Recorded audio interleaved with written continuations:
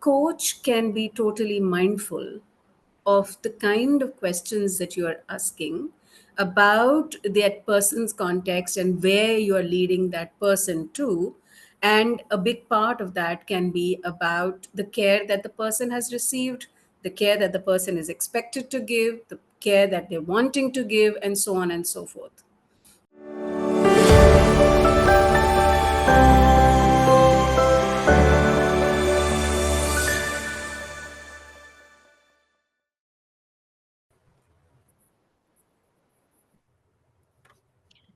Welcome, everyone.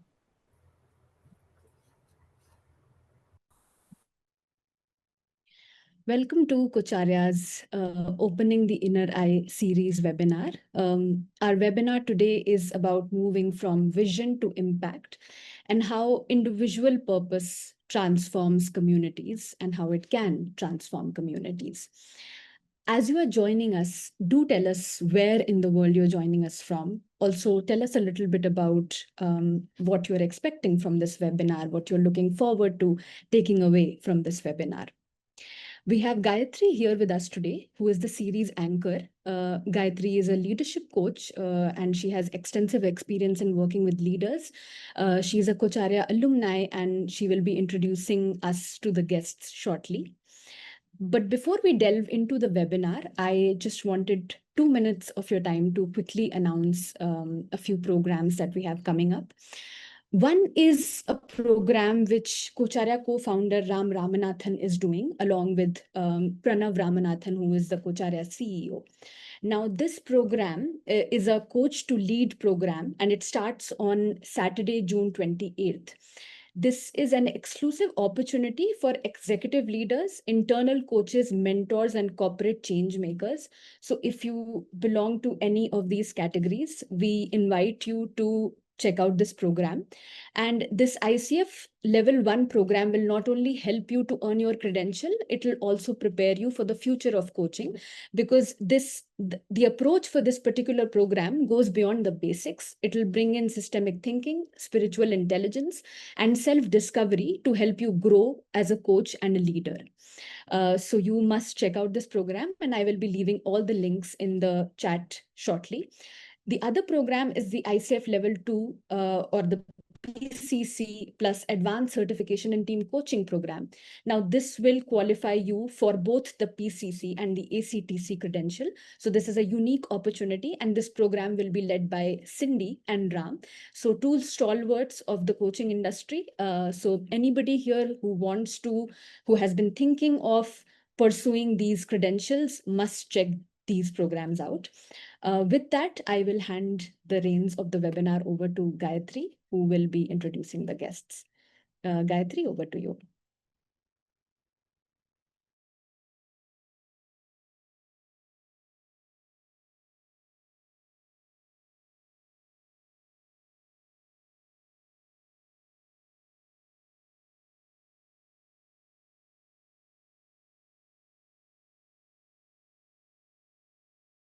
I think Gayatri has been dropped off from the meeting. I did not notice that before. So I think she will join us shortly. But till then, I will just invite. Okay, Gayatri is here.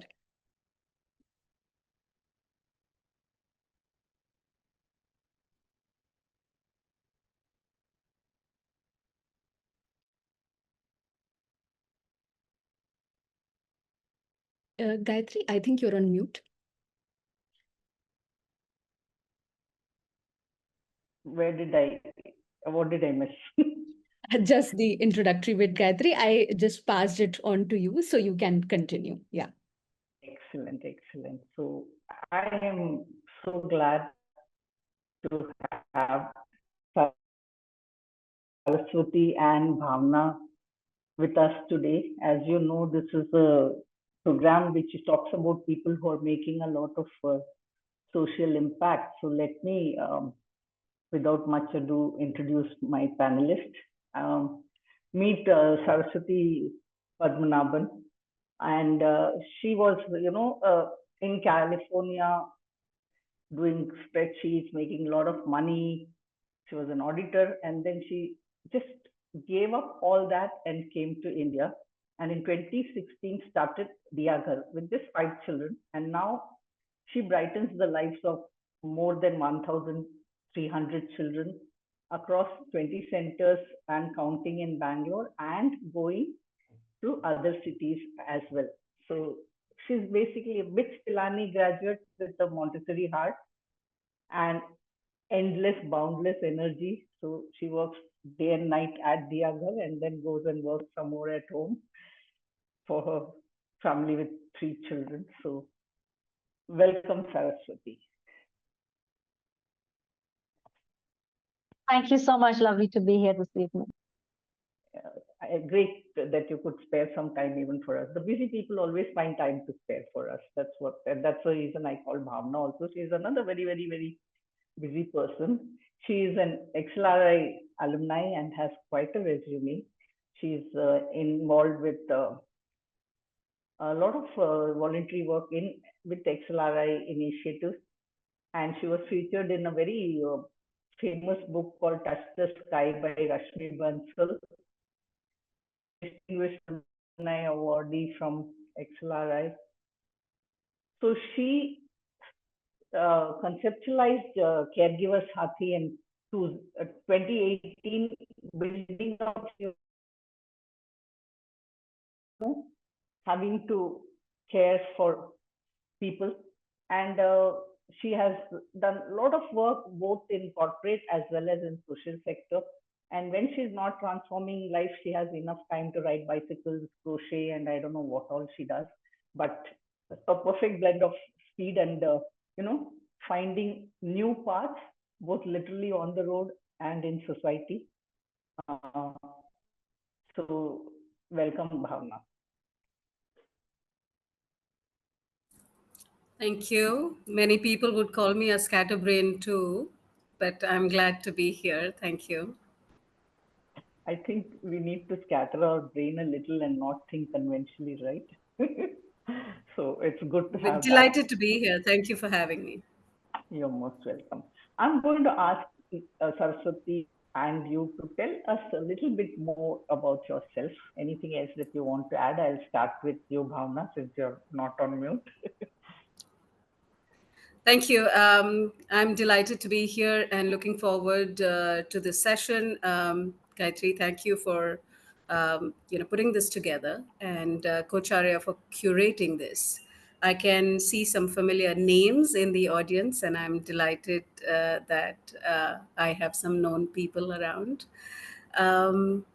About me, I think the best way that I have found to describe myself is a restless soul. I'm easily distracted. And probably that's the reason that I, look at multiple things. Trying to focus is something that I have been trying to do for a while now.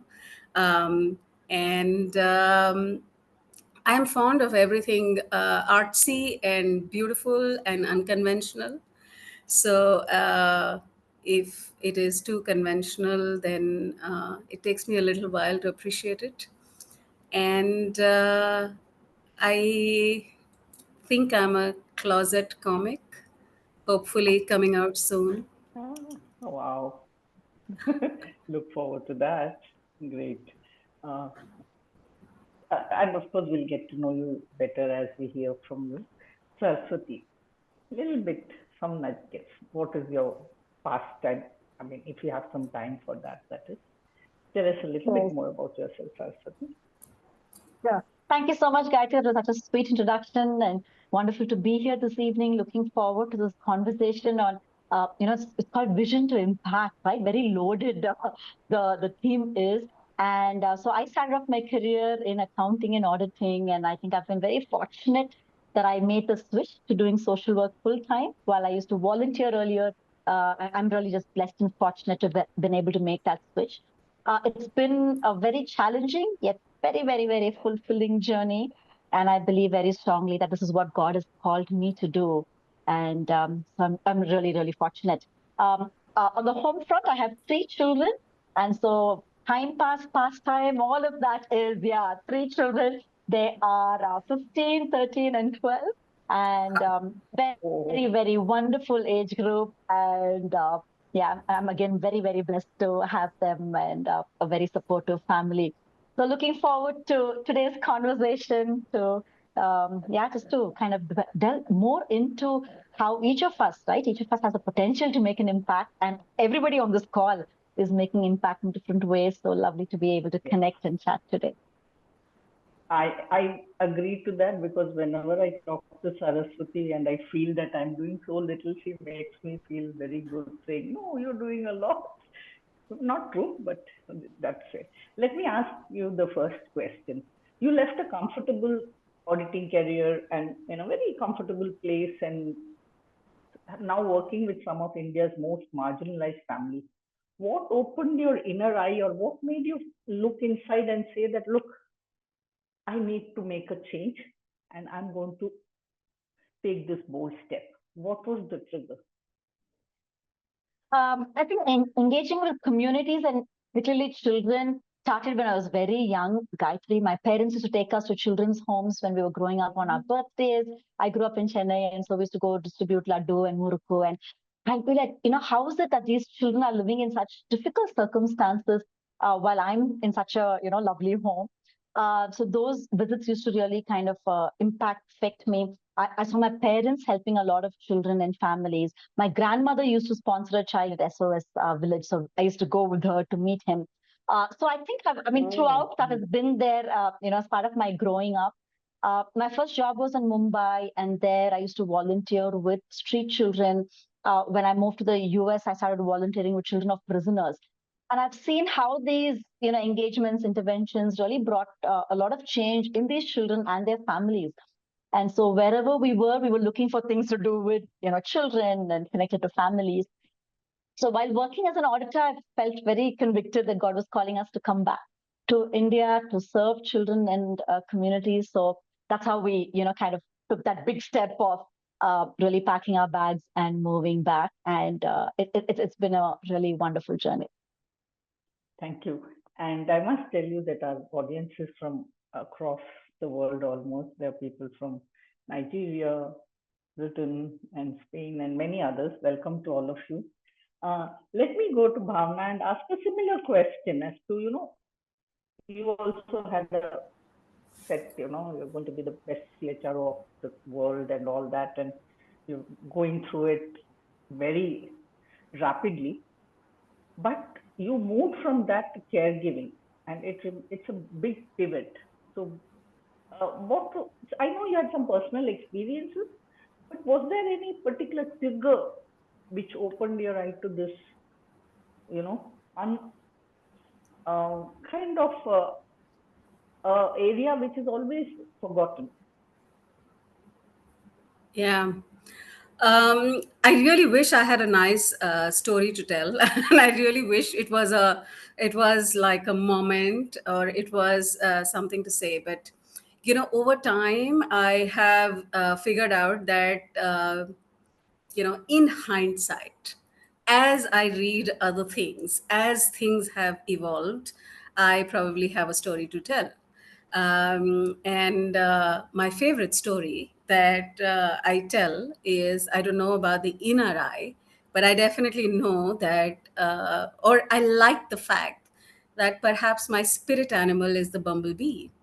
Now, I don't know how many of you know the story about the bumblebee, but mm, the reason that I say that the bumblebee is my spirit animal is because, you know, not just that we are similar in how we look, or I have the same letter B for, and I'm often called B by many people, but the fact that the bumblebee has a very large bum and very small wings, and aerodynamically it should not be able to fly, Yeah, but it we still lost you does. a little bit. Yeah, not much, but you said you're often called bee and bumblebees.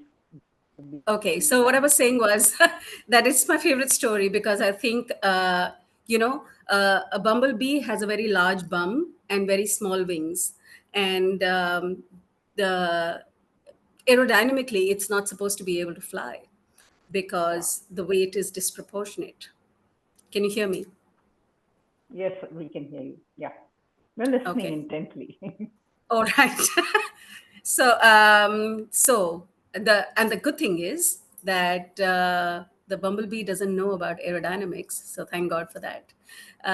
It flies anyway, and I feel perhaps even I have a big bum and very very small wings, but I fly anyway because I don't know much about aerodynamics or maybe the inner eye. Um, I, I think I went by with the flow, and there were many things that came together for me, and I can probably string it together in hindsight. So uh, there was a point at which I did feel that it was an endless track on trying to earn a living, and one needed to have some kind of purpose, and this was my way of discovering my purpose. I don't think it is very easy to know what your purpose is, and it doesn't have to be the same purpose throughout your life. At that point in time, it felt like that. I seem to have stuck with it for a very long time. And it the story around it has evolved. I don't want to make it bigger than what it is. It is something that motivates me to get up every day and want to do something about it. It is a difficult, complex problem, and I like to wrestle with it.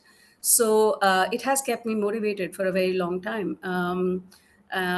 And I really hope that I can find enough interest in many other people and be able to highlight this. I'd also like to mention that I was very inspired by an organization that I've been associated with. It is Sumedhas. And one of the tenets in the process work that Sumedhas promotes is the ability to be able to see that which is invisible and articulate that which is withheld. So caregiving felt like that part which was invisible in our world. And I thought it's worth visualizing it. Thanks.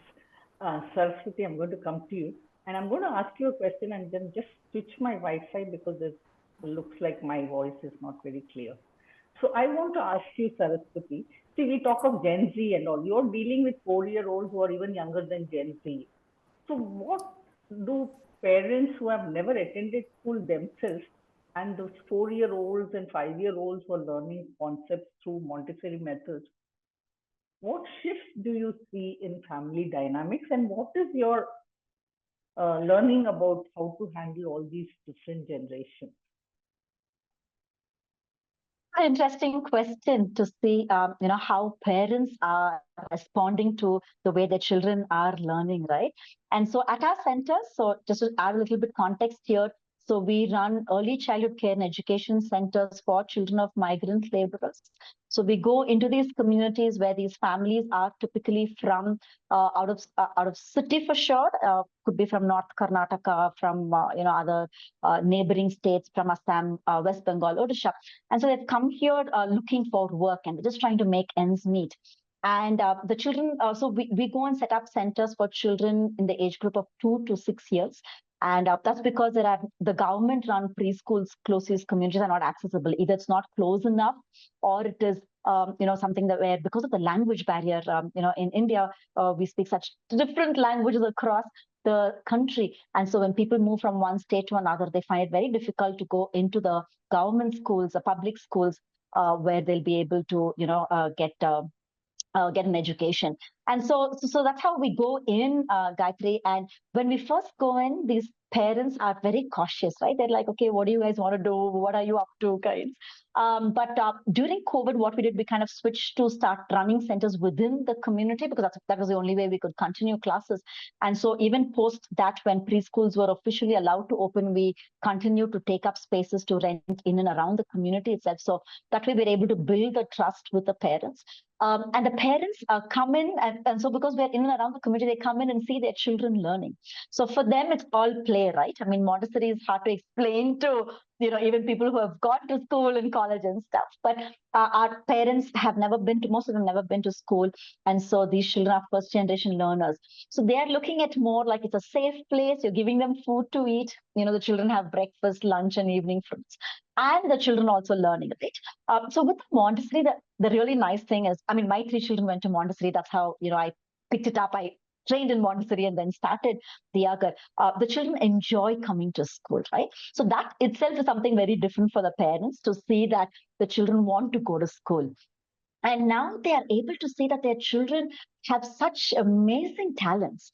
I still remember one of our very first PTMs. So in the first couple of years, I was teaching the classes. And so a lady was almost in tears after our program. And she said, I thought my daughter was only capable of, taking care of the home. She was already at 4 years taking care of a 1.5-year-old sibling, right?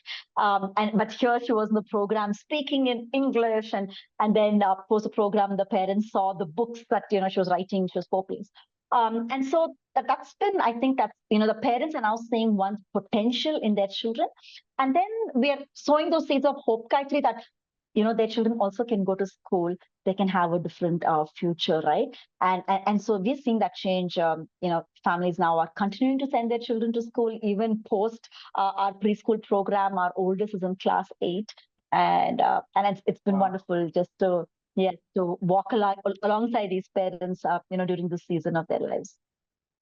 Yeah, I've been to one of their graduation, and Bhavana, the creativity they have is really out of this world. It's very different, It's just amazing, I guess, because their minds are not constrained by what we think is creativity. So let me come to Bhavana. See, in Indian society, of course, caregiving is seen as part of the job. You do caregiving and do all the other job, cooking, working outside, etc. So, and it is often celebrated as a sacrificing caregiver role. So, how have you been able to challenge this narrative across different social strata, and maybe some connection to, are there any corporates which have found, you know, benefit from allowing some caregiving policies? I know they're two different questions, but I would like you to, talk about both of them.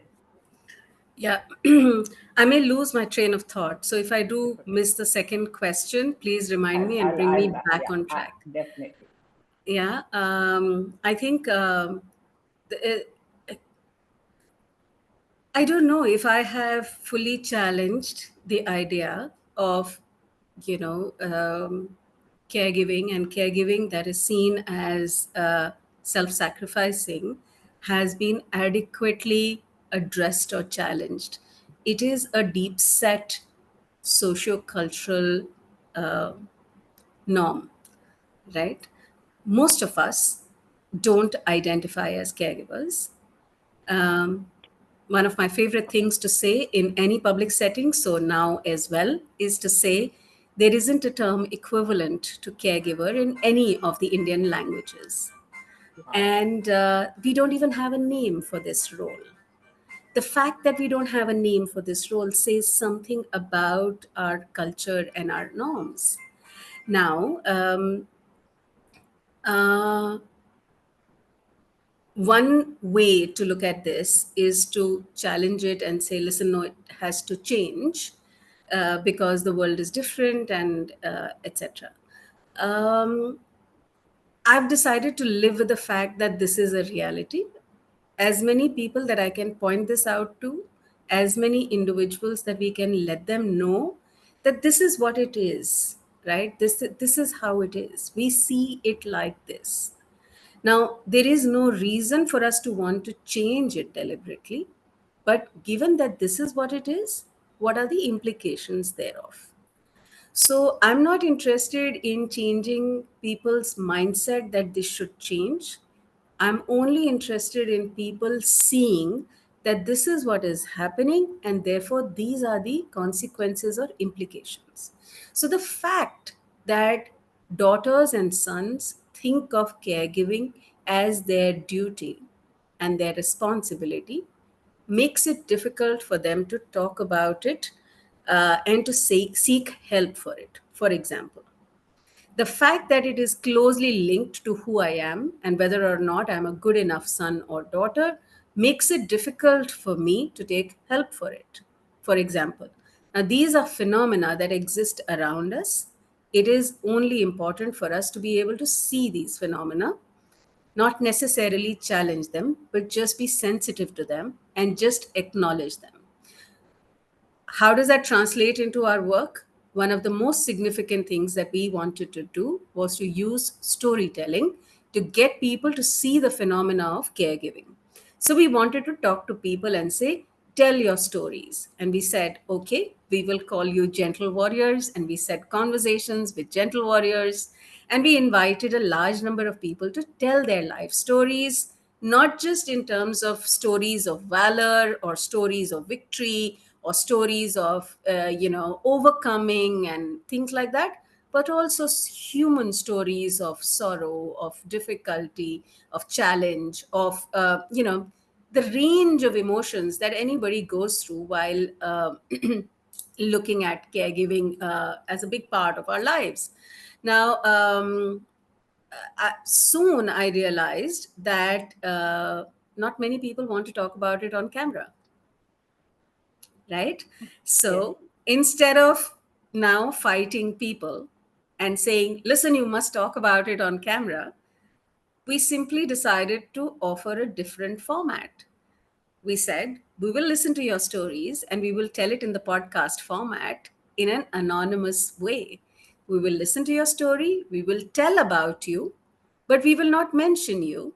And we will talk about it as if we are getting a peek into your diary, because the goal is for us to be able to appreciate and understand this phenomena rather than necessarily fight it. Because to some extent, the fact that caregiving is out of love and it is out of duty and there is some sacrifice also has value in it.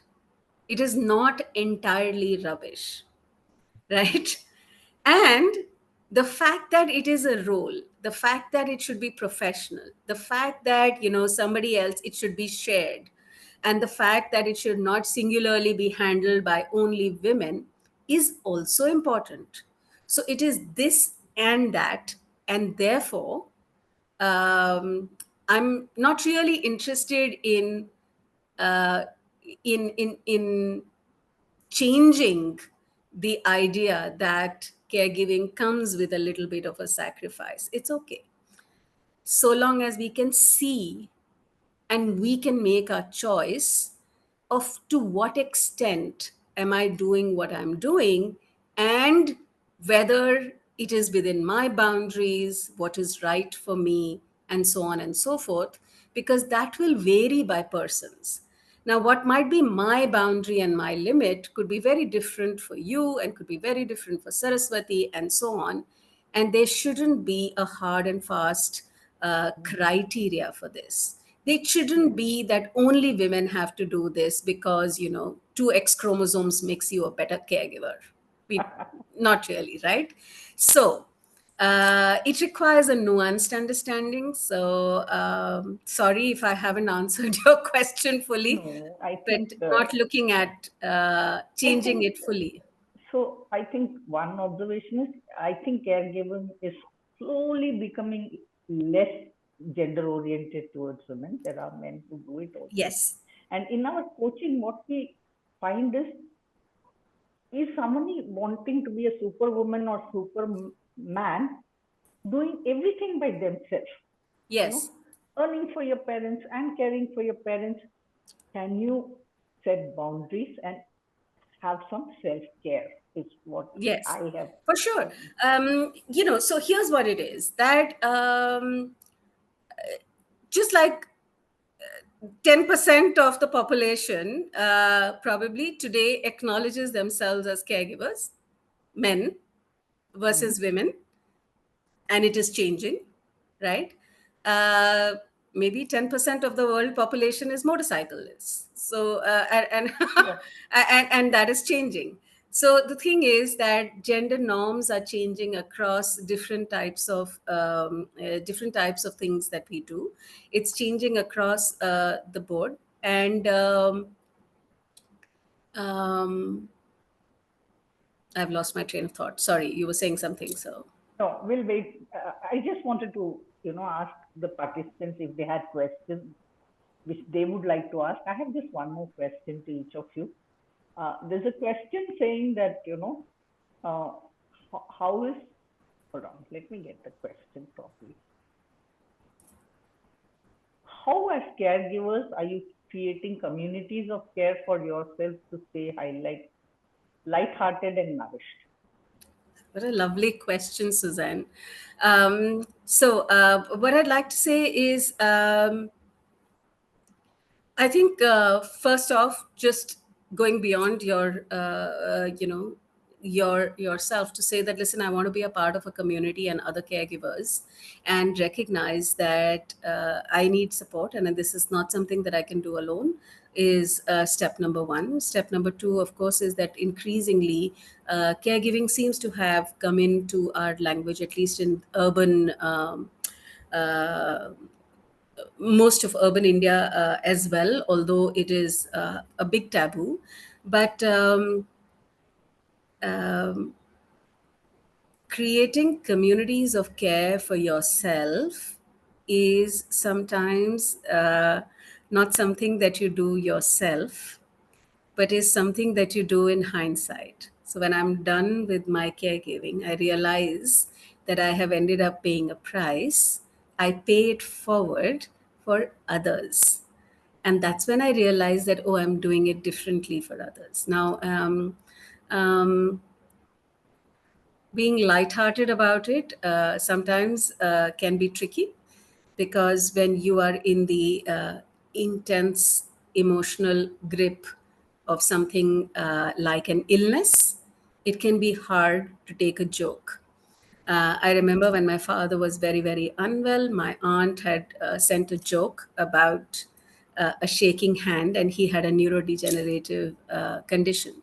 She probably wanted to make light of the situation, but I didn't have the appetite to take it as a joke. So the lightheartedness has to be contextual. Sometimes we are ready for it, and sometimes we are not. And humor is a tricky thing. But I do think that honest, open conversations where you can share your range of emotions is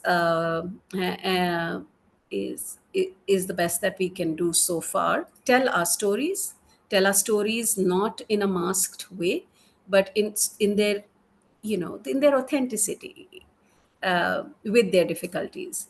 But great question. Thank you, Suzanne, and thank you for the answer, Bhavana. I'm going to come back to Saraswati and ask her something about, which may be of some uh, relevance to even coaches, because, we also dealing with people who move away from us. We coach them for 6 sessions, 10 sessions, and then they move away. We don't know what else is happening with them sometimes. So you have grown from 5 to maybe it's already 1300 and more. And what is your strategy for making temporary settlements invest in permanent change? Because they keep moving, right? They may be here, you're putting in all your life, and then they may move away to some other place. So, how do you measure your impact on these communities that are always moving? I like the way you word the questions, right? I mean, permanent change for temporary settlements. And so, Gayatri, I totally understand where you're coming from, because I have a background in counseling. And so when you do certain number of counseling sessions, later you look back and say, I hope the person is doing well. So that's why we work very closely with the parents, because we are very cognizant of the fact that we are with these families, with these children only for a couple of years at the most. Actually, an interesting thing here is when I first started and I saw these blue tent communities, right? And many of you, if you're living in cities in India, would have seen it. You don't realize that many of them have been there for even a decade. I thought they're like literally like camping, right? No running water, no electricity, no sanitation.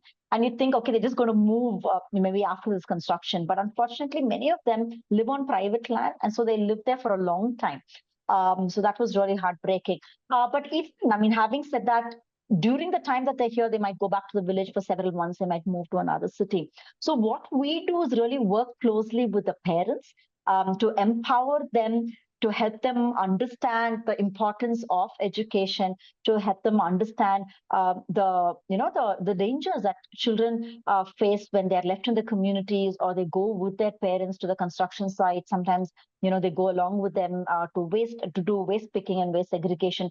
So we help them understand the dangers of that, and I think really to give them hope that if you educate your child, there is a chance of the child doing better. And so what we have seen is, even when families go back to the village, now they're sending their children to the government schools. Right? Many times they're very cynical about, this is not going to work.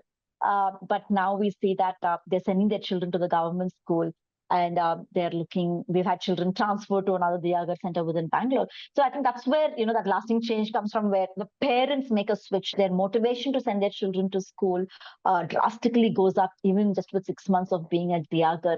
And so we know that, the children are on the right track. Yeah, thanks a lot. And the next question may be applicable to both, but I'm going to ask Bhavana about this first. So people like you and Saraswathi and all, we all keep you up in a pedestal. You're always smiling, especially when you're on camera. And, you're kind of celebrated as this noble soul, and you do such inspiring work. But it's not easy, right? So, what does this kind of reverence, does it become a burden at times of living up to this nobility and, you know, doing impactful work? For sure. Because, Thank you for calling that out.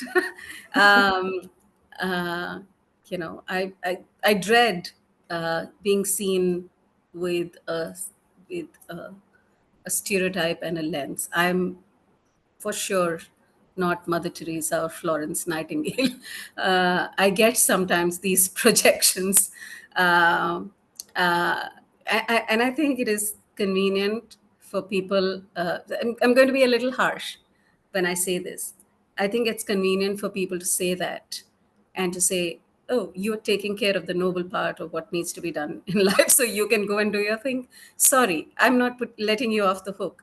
It is not just my job to do this part of the work. It is for all of us. And in as much as there is a share of wanting to do that which is noble or nice or makes me feel compassionate and kind, I have my need to be devilish and wicked and sinner like and everything else, because at the end of the day I'm human, and I totally would uh, like, I mean, I don't kid myself that I'm not. Um, it's definitely an unnecessary burden, as far as I'm concerned. For sure, uh, I do get this projection that I should be I should be compassionate, right, under all circumstances, for example, and I should give a lot of leeway, because after all, I understand caregiving. And it makes it very, very hard, especially as somebody who's wanting to run an organization. Sometimes I have to draw boundaries, and sometimes I have to call out things, and sometimes I have to be tough. And sometimes being compassionate is about being tough and drawing boundaries and saying what is not okay. So there are sometimes misguided meanings and understanding of what is noble enough and what is compassionate enough, and whether or not I'm meeting that expectation or not. It's hard.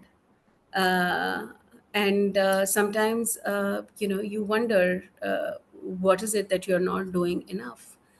But, you take it with a pinch of salt, and you just say, okay, this terrain comes with this. And so I am going to get some of these misplaced expectations, that I will be kind and smiling and never be grumpy, because I'm supposed to be this person. But I know that that's not true. Oh my God, people, my family, look at them. They will say I'm the goddess of grumpiness. So,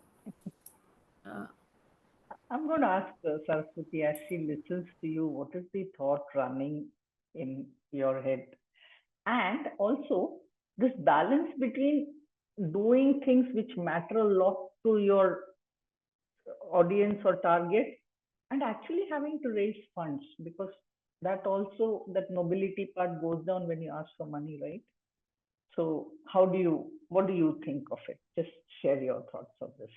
Yeah, I've got some different thoughts running through my mind. Let's see if it comes together. So one is like I mean, like actually when we speak, also I always say, right, that all of us play a role, and I think Bhavna brought that up, right? I mean, all of us play a role, and I know that all of us do play a role. Everybody, I mean, in the last 9 years of this journey, I've met amazing people, generous with their time, generous with their skills, generous with their resources. And and when Bhavna was saying, right, sometimes they say, okay, you go and do that work, right? And so some of my friends would be like, oh, how nice, you could completely quit a corporate job and do this full time. I'll never be able to do it. My response is that even when I was having a corporate job, I was volunteering, right? So depending whatever season you're in, I think all of us have the time, the space, the resources to be able to to meet needs around us, right? And then I mean, for me, for us personally as a family, we feel that this is what God has called us to do, and we believe that this is the path He's called us to walk, and so it comes with its own challenges, just sacrifices, right? I mean, you can't have it all, and so once you choose this path, there are some sacrifices that we make as a family.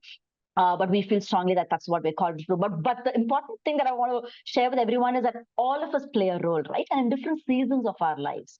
And so just to be mindful of that, and don't wait till you can, retire and do something full time, or quit and do something full time. But I think we have a lot of opportunity to do things in every season.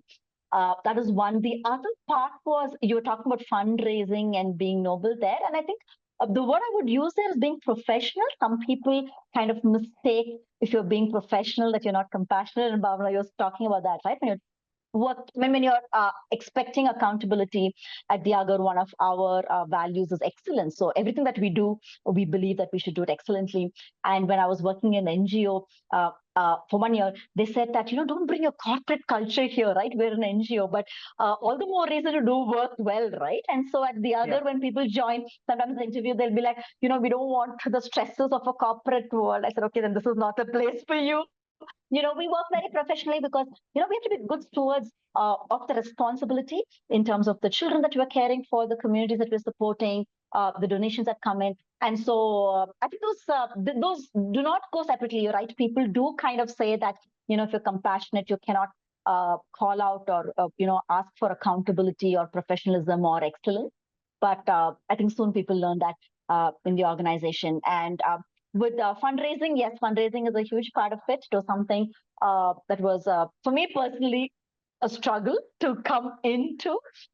Because the first year we were able to run it with our personal funds. Second year it was friends and family. And third year is when we started reaching out to do fundraising. And then by the fourth and fifth year, it's like, okay, can we hire someone to come and wave the magic wand? But thankfully, I came to terms with the fact that, at least for a season, it has to be founder-led fundraising. And so we've been, building a team. And now, I mean, I always enjoy sharing the work with people. And like Bhavana said, to just shine the light on these needs, right? Many times we're driving past a building, and right behind that building, there are these migrant communities that we've just not seen. And so I love sharing about the work. And then people are like, oh, I didn't even realize, or I thought they're going to be gone in 3 months. And so that's a lovely part of fundraising, being able to share about the work and more people getting to know about the migrant communities in their own cities. Yeah, I'm just going to wait and check with our audience whether they have any questions, and then I would like both of you to give some insights into this for coaches in terms of, because both of you have demonstrated how combining heart-centered approaches with actual practical solutions can lead to transformation. It may not look sustainable initially, but you plug at it, and it does become sustainable. So what would be your advice to coaches? And I'm going to word it differently for both of you. Saraswati, I want you to tell me about, I have been in an immersive experience in some of your places. So, what is the impact of that, and what can coaches learn from it? So when I used to teach counseling for a while, and so that time I used to tell my students that unless you are growing, you cannot, be counseling somebody and expecting them to grow, right? So I know coaching is slightly different. I haven't had too much experience with coaching, but I know my husband kind of receives coaching, goes through that in his role. So I think to be on a journey of realizing our full potential, I think, volunteering, getting involved in social causes, I think just broadens our impact, broadens our horizons. It's going to be extremely fulfilling and rewarding. And it I think yes. I mean, sometimes it is very selfish, right? We're doing it because it makes us feel happy, so that you could say that this is not actually you're not sacrificing, but you're being very selfish. That you're getting all the joy and happiness out of being able to help others. So yeah, I don't know how else to connect with the coaching. Bhavana, I wanted to ask you, many of our coaches and coaches go through this caregiving either as a caregiver or sometimes as a care receiver also, because we fall ill, etc. Now, how do you translate this awakening to corporate leaders so that it can get embedded as a need? Just like now we have grief, we have guys have got parental leave, they're giving leave for grief leave, etc. So what is it that we can do to make it more, people more aware and look at solutions to this? I know my question was as bumbling and be like yours, so I hope you understood. So I'm going to fumble along, and I love that. And here's what it is. So bear with me as I fumble along this question. Now, what I understand is a big part of coaching is about asking questions and creating a safe space for figuring out that answer for yourself. Good coaches are able to pick up key questions and, in a safe environment, fumble along with the coachee. Yeah. So I think that sometimes asking the person that what is really your sense of purpose at this point in time, given your context, what would you like to do for yourself, and a sense of meaning and purpose for yourself um, will lead will certainly lead to not just what you want to do for yourself as an individual, but your connectedness with people around you. That connectedness could be for your family, it could be for your friends, it could be for society, and it could be for the idea of a nation or whatever else. Now, because I'm not in isolation and I'm in connection with others, um, that sense of connection is some kind of I care, some kind of I give and take, I receive, and whatever. So a coach can be totally mindful of the kind of questions that you are asking about that person's context and where you are leading that person to.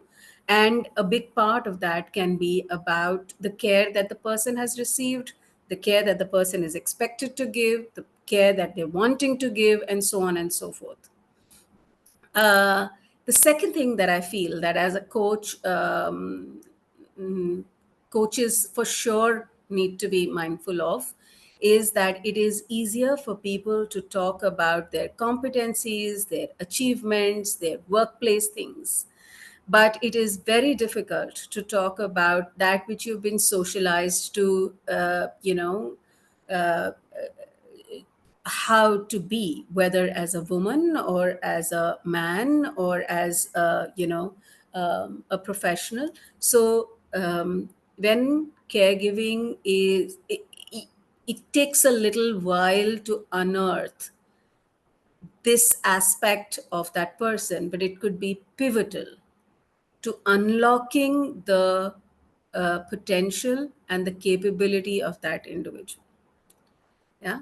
So a coach can, gently chip away at some of the very deeply held beliefs and um, and assumptions that we make that come in our way of realizing our potential. Um, the third thing is that I understand coaching as an a period in which I will discover the choices and answers and the path for myself, right? You are helping me figure that out. Of the multiple choices that are available to me, I'm going to make the choice of which path that I want to take. My ability to make a choice of that path is a function of my centeredness and my sense of well being. And my well being feel will be only if I have a good understanding of, my physical constraints, my physical well-being, my psychological constraints, limitations, my well-being, my financial, legal, and various other aspects of my well-being. Only when I'm grounded fully, with a sense of well-being, will I make the right choices of the options that are available to me. And therefore, it is only right that a coach is mindful of that which is coming in the way of my well being, that is preventing me from making the choices that would be optimal for myself, which will lead me to the infinite potential that I might have, right? So there's so many things that a coach can do to create a space and unlock the different layers of relationships of the caregiving that I have received, that I'm compelled to give, that I wish to give, and that I might have to receive over time. Sorry, I can just go on and on. We are going to make you stop. So I'm going to go to Saraswati and ask her. See, you've been an auditor, so you know what ROI is, what is money, what is given. How do you measure ROI in these invisible areas? Because caregiving, looking after migrant community is not something which is very, if I'm a corporate and I give you funds, I may give it out of just charity, but it is not just charity. It has ramifications. So what are your thoughts on that, and how can we as coaches look at that ROI? Because ROI is important. People will come to us if there is ROI, right? So what are your thoughts on Sure. how to True, demonstrate it? and you would think that, yeah, and you would think actually that the first time, we corporates were telling us, what is your log frame, what is the metrics that you're working towards, which have been easy for me to answer coming from the auditing background. But I'm like, don't you see this child in a happy place? This child is in a safe place. This child is not exposed to sexual abuse, and all of that. But I've realized that, like you said, right? I mean, we do really need to look at. So some of the metrics that at the Agar we look at is the children continuing their education. So in the last 2 years, we've had 9 out of 10 children continuing their education, right? So that's a metric that we look at. We look at what is the nutritional intake of these children. So when they come in, it's as low as 25% children having a balanced meal. And that's why they're all malnourished, there's growth stunting and all of that. And children who are coming regularly, that goes up to about 95% being, having nutritional food. Another thing we look at is just that appropriate development in that age, right? 0 to 6. So again, you see a huge jump, maybe about, again, 30% of them have reached those developmental milestones when they come in for at age 2, 3, or 4. It goes up to about 75% or more through that program, right? And we know how that helps them even in their future learning. We look at how do they move from one level to another, in math, English, and Kannada, things that are taught in class are foundation literacy and numeracy.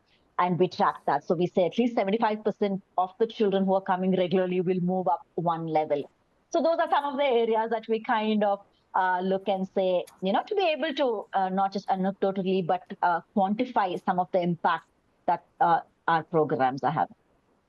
And I think, so now I don't get too offended when people say, show us the graphs and show us the numbers. I think Bhavana also must be struggling with that, in the sense of why should we invest in caregiving or helping policies, etc. I'm going to just break a little because we have 5 minutes left, and I want our audience. They've been very quiet. Maybe they're just mind-blowing stuff that people are talking about, which nothing to really respond. But maybe the participants can put one takeaway they have from this session. And now I'll come to Bhavana about this ROI thing. Yeah, no. Before that, the audience can just tell us, oh, it was mind-blowing. That'll be good enough, because I'm really worried about the quiet. Quiet, yes. Yeah. Even so, of course, we have had Suzanne talking a lot, giving us a lot of her inputs, and a lot of hearts coming towards you, Bhavana. So the audience can continue to write in the chat while you, maybe 2 minutes, and then I'll hand it over to Yamini. Yeah. Thank you, Arun. Okay. Yes. Yeah. What was your question, Gayatri? About this ROI, like, you are also trying to influence ROI and others to do caregiving policies, give them whatever, So some companies, it can be a very personal thing, right? If the boss is very understanding, may give some leeway for the person. But as a corporate, what are the hurdles which are there? There are many hurdles. What are the hurdles that are there? Oh my God. Yeah. In the sense, how can they see ROI? Because it takes a long time, right? Yeah. I think we have to shift the conversation away from ROI. So we have to also be able to say that,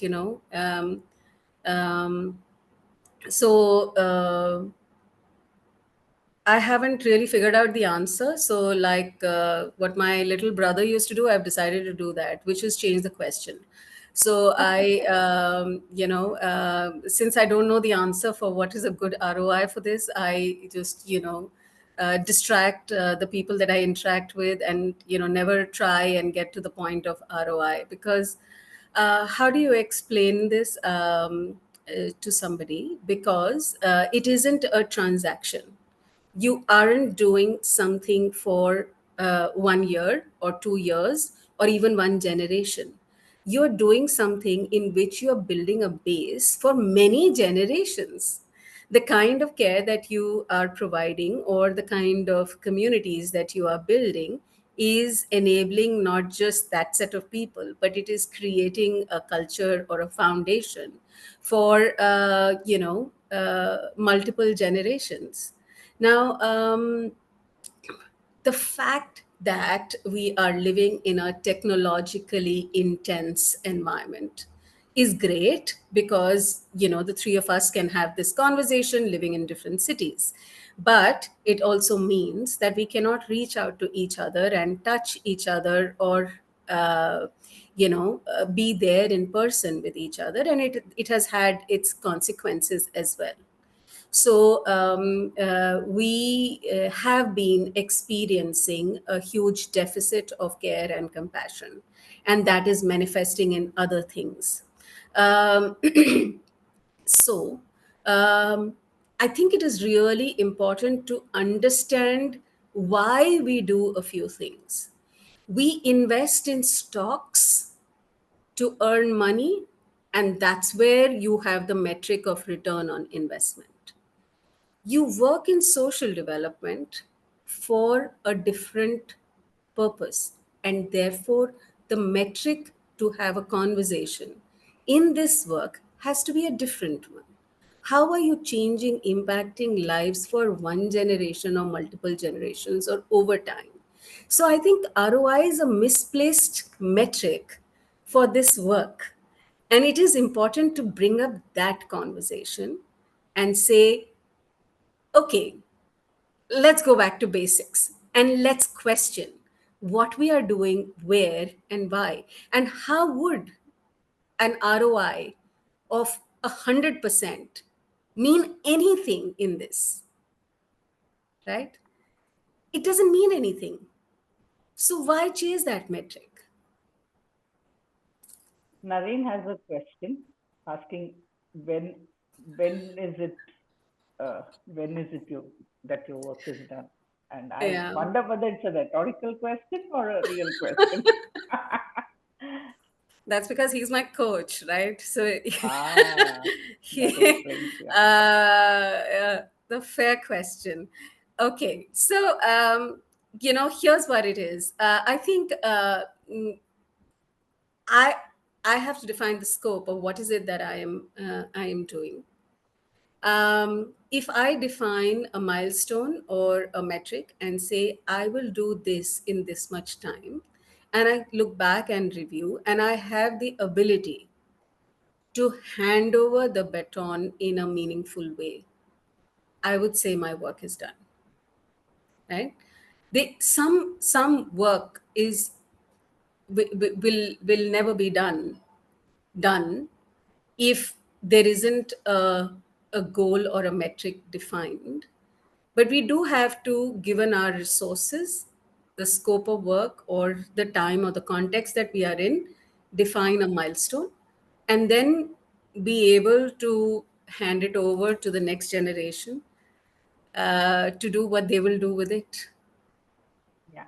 So thank you. I'll hand it over to Yamini with just one sentence that you both have demonstrated how combining your heart and your brain and of course all your legs and hands and energy can lead to sustainable transformation.